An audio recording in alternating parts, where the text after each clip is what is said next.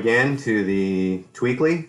Actually, I'm not sure if I'm entirely in love with that name. Why don't you, if you have an opinion on it, if you'd like it to be called the Getting Old and Healthy Vlogcast, or if you have another suggestion for a name, or if you like Tweekly, why don't you go ahead and make a comment somewhere and let me know which one you like, which one you dislike, or just, tell me you hate me, whatever. I got an ugly face. I got a stupid face, whatever. So today I wanted to kind of conclude my thoughts on the motivation video from earlier this week. I hope it got across that, the reason I talked so much about systems before, the habits are really the hard part of having any sort of long-term goal. The habits allow you to do the short-term things, like I was mentioning, the motivation to do the short-term thing.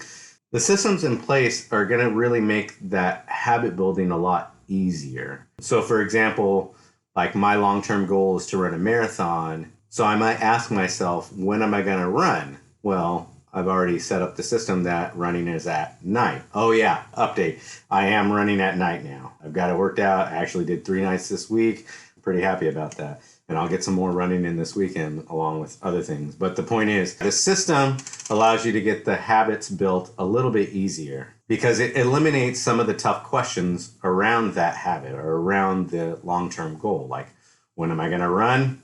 At night. For some people, when am I going to run? In the morning.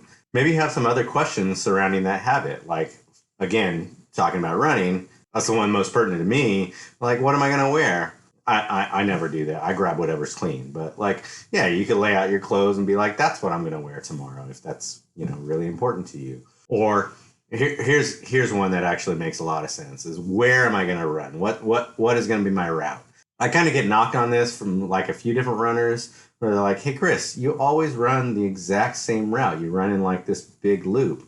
Yeah, because it's easy. In my head, I always tell myself, I'm going to train so much on this route that I'm going to wear a groove into the cement. A lot of people think the hardest part of getting stuff done is how do you get started? You can already see I'm thinking way too hard about this, right? You should just get started. Whatever it is you're trying to do, what's that famous quote? What's the best time to plant a tree 20 years ago? The second best time is right now. Literally, right now. Go out and get started. Don't think too hard about it. Just go out and do it. That's why you spend a lot of time developing those systems, so you don't have to make those decisions all the time. They're already made for you. I talked about demoing out a song, I don't know, maybe 2 or 3 videos ago. Getting started recording again. I pulled out my guitar and I tuned it up, and I'm happy to say that I got some stuff down. Here it is. Listen.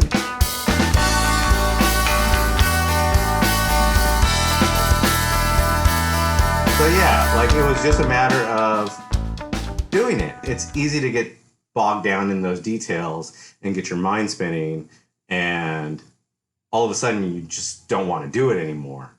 I know for me, one of the things that's hurting me right now in terms of getting my ass out there and training again is I've done it for 11 years now.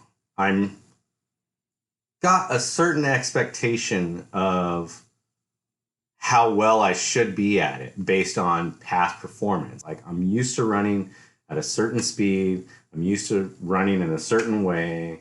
And I've let my body get all old and fat and flabby, and now I can't do it anymore.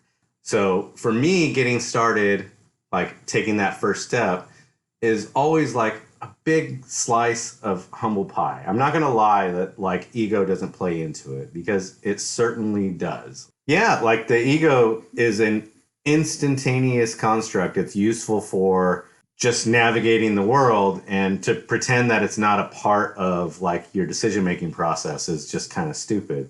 But that's why I kind of subscribe to the just fake it till you make it. It's part of a continuous process of battling your own cynicism. What are the things that's stopping you from taking that first step? Do you not believe that you could be successful? That's stupid. You just have to battle that cynicism. You have to battle that thought a little bit. You do accept that maybe you won't be successful, but that's part and parcel for taking risks. You have to be willing to take a risk and not have it pan out, and that sucks.